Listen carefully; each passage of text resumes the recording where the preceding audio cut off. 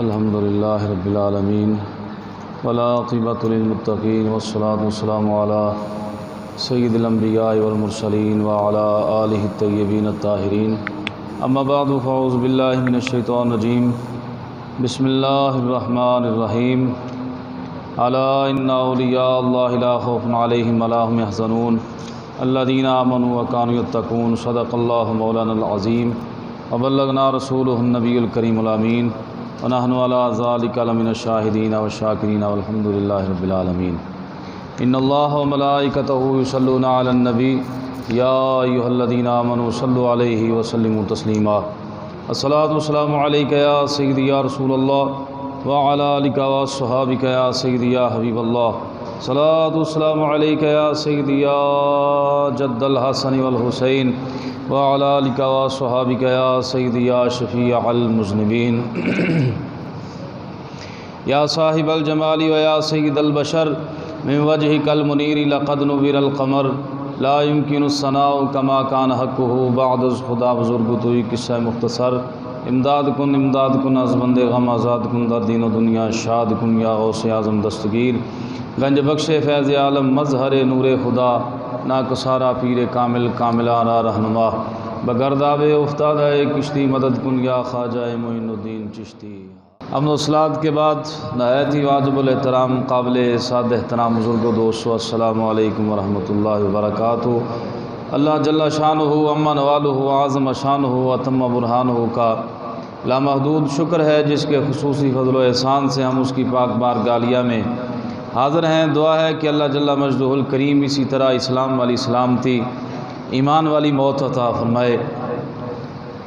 اللہ جل شانہ عما نوالہ کے خصوصی فضل و احسان سے ماہ شعبان المعظم کا وہ مبارک مہینہ جلوہ گر ہو چکا ہے جس کے بارے میں آمنہ کے لال تاجدار کائنات صلی اللہ علیہ وسلم کا ارشاد گرامی ہے الشعبان و شہری کے شعبان میرا مہینہ ہے، اور اس کی بہت زیادہ برکات اور بہت زیادہ فضائل و مناقب ہیں۔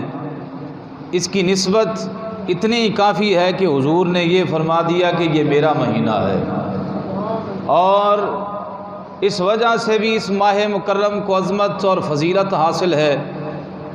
امام الانبیاء تاجدار کائنات صلی اللہ علیہ وسلم کی زوجہ محترمہ ام المومنین حضرت اما عائشہ صدیقہ عفیفہ رضی اللہ تعالی عنہا آپ فرماتی ہیں کہ جیسے ہی شعبان المعظم آتا تو ہم نے نہیں دیکھا کہ نبی کریم علیہ الصلوۃ والسلام اور مہینوں میں اتنے کثرت کے ساتھ روزے رکھتے ہوں۔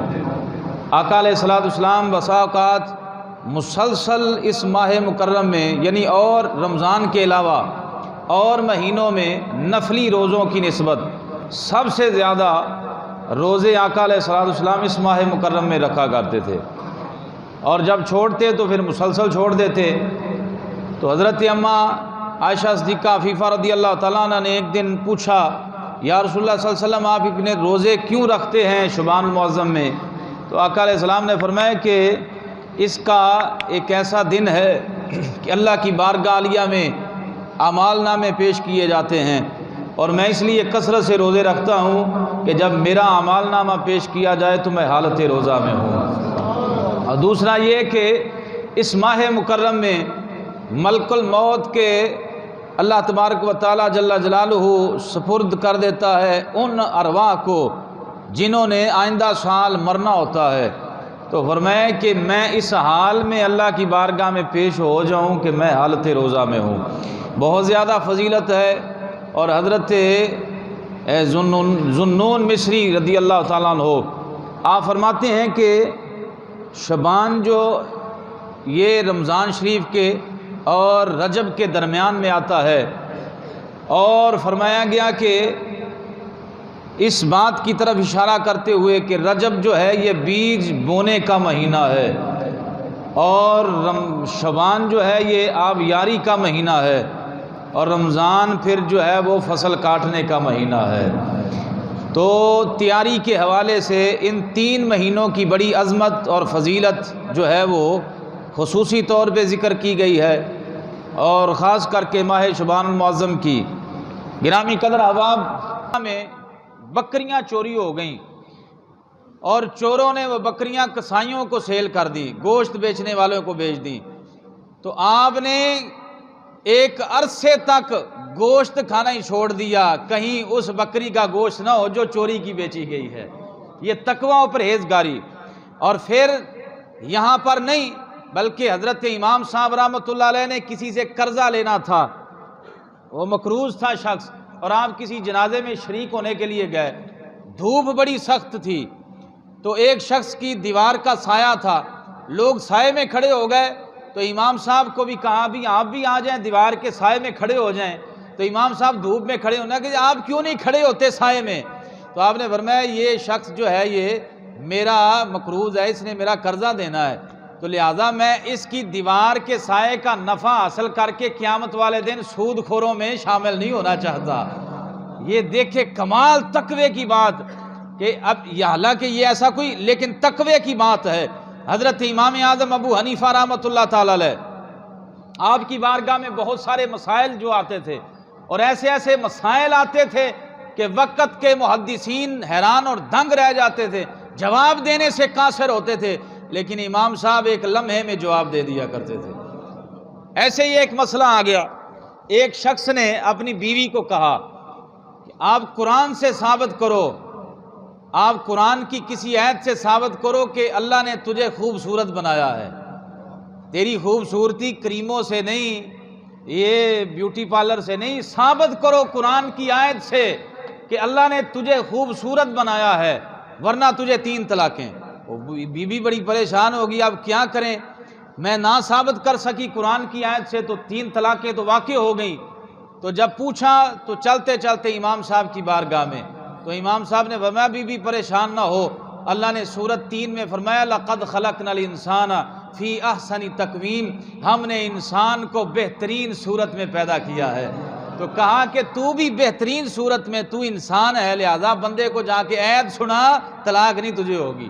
تو حضرت امام صاحب رحمۃ اللہ علیہ آپ کی بارگاہ میں ایسا ہی ایک مسئلہ آ گیا، ایک بیوی اپنے شوہر کے لیے کٹورا پانی کا بھر کے لائی، اور جب لے کے آئی تو امام صاحب کی بارگاہ میں وہ یہ شکایت لے کے آئی، یہ مسئلہ بن گیا۔ وہ شخص نے کہا بیوی کو کہ اگر تو پیے تو تجھے 3 طلاقیں، اگر کسی کو پلائے تو تجھے 3 طلاقیں، اگر تو زمین پہ گرائے تو تجھے 3 طلاقیں۔ اب یہ 3 صورتیں ہی ہو سکتی ہیں، یا کٹورا لوگوں کو پلا دے، یا خود پی لے، یا گرا دے۔ تو اب وہ بڑی پریشان ہو کہ امام صاحب کی بارگاہ میں گئی، تو امام صاحب رحمۃ اللہ نے فرمایا کہ پریشان ہونے کی ضرورت نہیں، ایک ایسا کپڑا لے کے آؤ جو پانی کو جذب کرتا ہو، پانی کو جذب کرنے والا کپڑا لاؤ، کٹورے میں ڈالو اور پانی سارا اس میں جذب ہو جائے گا، تو اس کو دھوپ میں سکھا لو، تمہیں طلاق بھی نہیں ہوگی، بات بھی پوری ہو جائے گی۔ جی یہ ظاہری طور پہ سمجھنے والے کو سمجھ نہیں آتی، لیکن بزرگ فرماتے ہیں کہ ایک امام فرماتے ہیں، حضرت عبداللہ بن مبارک آپ کے شاگردوں میں سے ہے، آپ فرماتے ہیں استاد جی اگر بات کر دیں کہ یہ ستون سونے کا ہے تو پھر اتنی دلیلیں دیں کہ سننے والا یہ ماننے پہ مجبور ہو جائے کہ واقعی یہ سونے کا ہے، وہ سونے کا نہ بھی ہو تب بھی آپ کے پاس اتنا استدلال تھا۔ حضرت امام صاحب رحمۃ اللہ علیہ گرامی قدر آپ کی بارگاہ میں ایک شخص آ گیا، اس نے کہا جناب میں خزانہ دفن کر کے بھول گیا ہوں، کہاں میں نے دفن کیا ہے، تو لہٰذا مجھے کوئی بتائیں، وظیفہ بتائیں، میرا خزانہ مل جائے، پتہ نہیں کہاں میں نے چھپا دیا ہے۔ تو امام صاحب رحمۃ اللہ نے فرمایا کہ 100 رکعت نفل پڑھ، 100 رکعتیں نفل کے پڑھو۔ اس نے ابھی 2 ہی نفل پڑھے تھے کہ نفلوں میں اسے یاد آ گیا کہاں چھپایا ہوا ہے، تو وہ دوڑا گیا، سلام پھیر کے وہ نکالا اس نے، اور جا کے خوشی سے بتایا کہ امام صاحب ابھی تو میں نے 2 ہی نفل پڑھے تھے، مجھے یاد آ گیا۔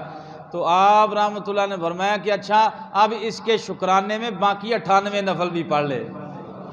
جی نماز ایک ایسا عمل ہے، ایسا اللہ تبارک و تعالیٰ، یہ میں انشاءاللہ اگلے جمعۃ المبارک کو بیان کروں گا۔ بعض لوگ پریشان ہو جاتے ہیں، ہمیں نماز میں وسوسے آتے ہیں، خیال آتے ہیں، پتہ نہیں کیا ہوگا، تو یہ خیال کیوں آتے ہیں اور ان وسوسوں سے بچنے کا علاج کیا ہے، انشاءاللہ آئندہ جمعۃ المبارک کو عرض کریں گے۔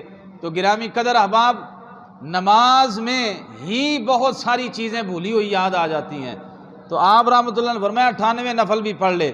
تو گرامی قدر بات ختم کروں، حضرت امام صاحب رحمۃ اللہ علیہ کی بارگاہ میں یہ فاتحہ خلف الامام کا یہ نیا مسئلہ نہیں ہے، بڑا پرانا مسئلہ ہے۔